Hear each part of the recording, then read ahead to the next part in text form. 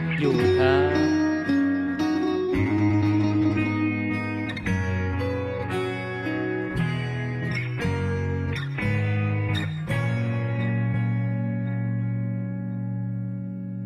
หาที่แปลว่าบ่หักแล้วหาที่แตกคือแก้วบ่มีวันคือเก่าย้อนใจเจ้าตอนนี้มันยังอยู่กับเขาแต่ติดที่เฮายังบ่เลิกกันเลยต้องจำให้อยู่กับไปแค่เหตุตามหน้าที่แต่ใจนี่ดีจักเป็นอยู่มันได้อ้อมกอดเก่าๆที่เคยอยากใส่ยังจำเป็นกับเจ้าบ่ถ้ามียังเบาก็บอกอายโลดเด้อถ้าใจมันเพ้อหาสนกลาบ่พอเจ็บสิอดเอาสิเศร้าคือต่อกับคำว่า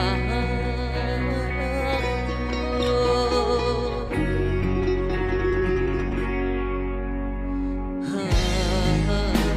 ที่แปลว่าคิดทอดแต่เขา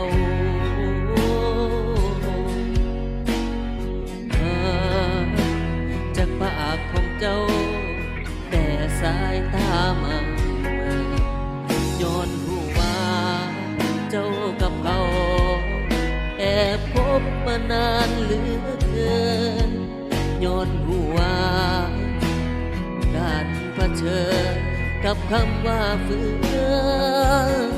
บ่แม่นความหัก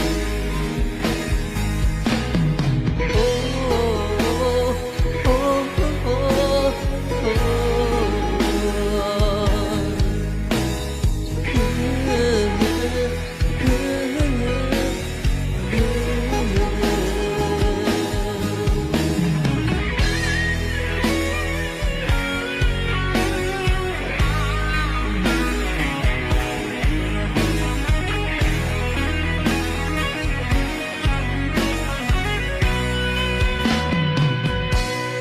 อยู่กับไปแค่เฮ็ดตามหน้าที่แต่ใจนี่ดีจักแม่นอยู่หมองได้อ้อมกอดเก่าๆที่เคยอยากใส่ยังจำเป็นกับเจ้าบ่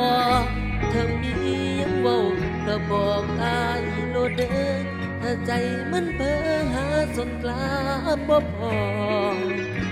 เจ็บสิอดเอาที่เศร้าคือต่อกับคำว่าหักอยู่ที่เห็นตามหน้าที่แต่ใจนี่นี่ทักมันอยู่บังได้ความกอดเก่าๆที่เคยอยากใส่ยังจำเป็นกับเจ้าบ่ถ้ามียังเว้าก็บอกอายโลดเด้อถ้าใจมันเพ้อหาสนลาบ่พอเจ็บสิอดเอาสิเศร้าคือก่อนกับคำว่าหักอยู่เจ็บสิอดเอาสิเศร้าคือตอนกับคำว่าหักอยู่